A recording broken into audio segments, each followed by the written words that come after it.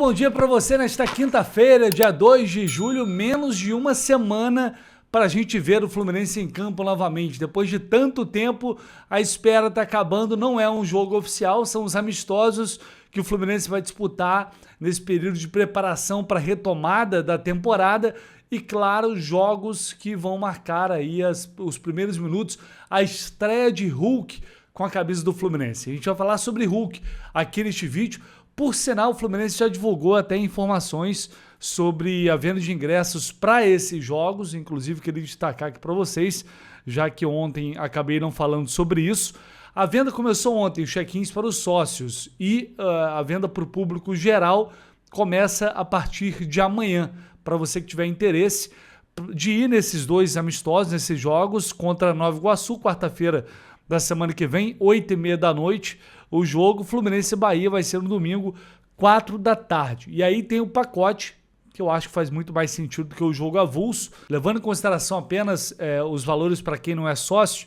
Por exemplo, o jogo avulso, R$50 a inteira, meia entrada, R$25. Tem o pacote com os dois jogos, o valor de inteira, a entrada inteira é R$60, meia entrada R$30. Então compensa muito mais. Então você que estiver aqui no Rio de Janeiro já vai ter aí a oportunidade de ir ao Maracanã acompanhar os primeiros momentos, jogos e minutos de Hulk com a camisa do Fluminense. E eu vou sim destacar Hulk aqui neste vídeo porque ontem eu conversei com algumas pessoas que estão no dia a dia do CT Carlos Castilho. Inclusive ontem teve uma confraternização ali do elenco, funcionários, enfim, que agitou bastante o CT, e aí eu fui tentar entender como é que está esse momento agora com Hulk, Thiago Silva no dia a dia do clube, Thiago Silva novamente, né? O impacto isso tem causado, e cara, mais uma vez eu vi algo que, referente ao Hulk principalmente, que eu já tinha escutado tão logo assim ele iniciou os trabalhos no CT. Ele está extremamente motivado e constantemente fala para pessoas próximas que ele não se sente tão bem e feliz assim há muito tempo. Porque, mas ele não gostava do Atlético? Não é isso. Ele é ídolo no Atlético. Só que a situação por lá o clima já estava pesado, com a questão de SAF, com as pessoas que mandam lá na SAF do Atlético, tinha muita pressão externa, enfim, muitas situações que acabaram impactando. E aí, isso é uma das coisas que quando o Fluminense estava negociando com o Hulk, eu falei, bom, realmente ele não estava num bom momento no Atlético. Resta saber se toda essa questão extracampo estava impactando, se o Hulk ele era parte do problema do Atlético ou ele estava sofrendo, sendo uma vítima também dos tantos problemas que eles têm por lá. E agora no Fluminense ele está conseguindo realmente reencontrar a felicidade do trabalho no dia a dia. Se isso vai surtir efeito na prática dentro de campo, se vai se encaixar bem no time, se ele vai estar bem fisicamente não, tecnicamente, porque fisicamente ele é um monstro, aí é uma outra história, a gente só vai ter noção disso com os jogos. Mas ele está muito empenhado, está treinando bem e está deixando uma impressão muito positiva. E o Hulk pode ser um agente modificador desse time, porque o Zubeldia vai ter que encaixá-lo na equipe. E aí quem vai sair para a entrada do Hulk? O mais lógico é sair o John Kennedy, né? E o Hulk vai ser aquele atacante, aquele 9 de movimentação, porque ele não é um jogador fixo de área. E eu estou muito curioso para ver as associações dele, como elas vão acontecer, com o Acosta vindo de trás, com o próprio Savarino também, que é um jogador que ele conhece muito bem, já foi companheiro, são jogadores que se entendem muito bem. Eu estou com uma expectativa positiva de ver o encaixe do Hulk nessa equipe, mas não dá para descartar o Zubeldia também, em muitos momentos, utilizar o John Kennedy ao lado do Hulk. E aí é um outro encaixe, é uma outra maneira de atuar. De cara eu não acho que ele vai fazer isso porque, enfim, ele teria que tirar o Savarino ou o Canóbio. Não acho que ele vai fazer isso no primeiro momento. O Canóbio está de férias, está voltando lá para o dia 10 mais ou menos, está de férias após a disputa da Copa do Mundo. Então nesses amistosos, agora, a gente já vai ser curioso observar. Ele vai escalar o John Kennedy ao lado do Hulk? ou ele vai colocar um outro ponta, o Serna ou o Soteldo, para manter a estrutura da equipe? É uma curiosidade que vale a gente observar. Creio que teremos uma noção melhor com o passar dos próximos dias, que a gente vai começar a apurar e entender melhor como ele está pretendendo armar esse time, porque nessa retomada de trabalho o foco acaba ficando muito nessa parte física e também nessa parte tática. Creio que então, a partir agora dessa reta final de semana, até semana que vem, teremos uma ideia da equipe que o Zubeldia pretende escalar contra o Nova Iguaçu e também contra o Bahia. E é claro, o Thiago Silva já iniciou os trabalhos, em breve também vai entrar nesse time. E aí fica o questionamento que eu sei que tem muita gente que acha que não, assim como eu.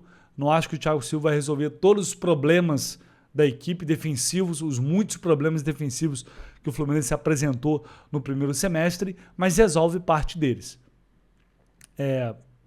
Teremos mais mudanças nessa zaga? Eu acho improvável por uma lógica muito simples. O Zubeldia enxergava o Freitas como titular absoluto e isso ao lado de jogadores muito abaixo como James e Ignacio. Tendo o Thiago Silva, que é um extra classe ao lado dele, a tendência é facilitar, inclusive, a vida do próprio Freitas. Então, não vejo mudança aí. É claro que pode surgir em algum momento, suspensão, lesão, e aí o Midian vai poder brigar pelo espaço dele, como ele já vem tentando fazer, mas até agora não conseguiu. Eu confesso que gostaria muito de ver Midian e Thiago Silva. Em algum momento a gente vai acabar vendo, naturalmente, tá, porque são muitos jogos, muitas competições, e o Thiago Silva não vai jogar todas essas partidas. Mas, de cara, olhando para esse sistema defensivo, também não vejo mudança. Acho que o Freitas vai continuar como titular. Ele nunca vai falar, mas acho que o Thiago Silva deve pensar. Ele saiu, ficou esse tempo todo fora, voltou e a dupla dele continua sendo o Freitas. Em relação ao time titular, são as mudanças que eu imagino que a gente vai ter já para esses amistosos. Agora, em termos de grupo, de elenco, a negociação entre Fluminense e Betis sobre o Bernal deve ser fechada, talvez já ao longo do dia, e até amanhã o Bernal tem chance de viajar para a Espanha ou no final de semana.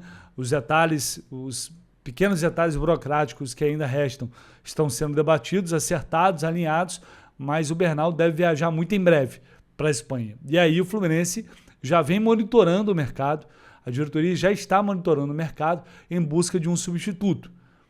Não sei, no entanto, a característica desse jogador. Se é apenas um atleta para compor elenco, porque como a gente já falou, só fica o Otávio como primeiro volante de origem no banco de reservas. Então a tendência é o clube ir no mercado para buscar uma reposição.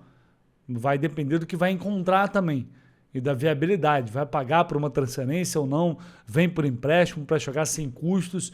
Enfim, esse tipo de informação ainda não tem, mas é uma função, é uma posição que o clube também naturalmente, pelo seu scout, já tem jogadores monitorados há um tempo e a tendência é, concluindo a negociação, é você partir já para uma sondagem e viabilizar. Vai depender também do próprio Zubeldia. Não sei se o Zubeldia deu um aval, se ele pediu uma reposição, se ele, entre aspas, exigiu uma reposição ou se ele vai com o que ele tem, mas para mim, saindo o Bernal, o Fluminense tem que contratar um outro primeiro volante. Bom, e para fechar, o Fluminense concluiu a sua fraquíssima participação, muito, mas muito aquém do esperado, porém não surpreendente, no Campeonato Brasileiro Sub-20, encerrando com mais uma derrota. 3-2 para o Botafogo, Fluminense terminando na medíocre 15ª posição, com 5 vitórias, 4 empates e 10 derrotas.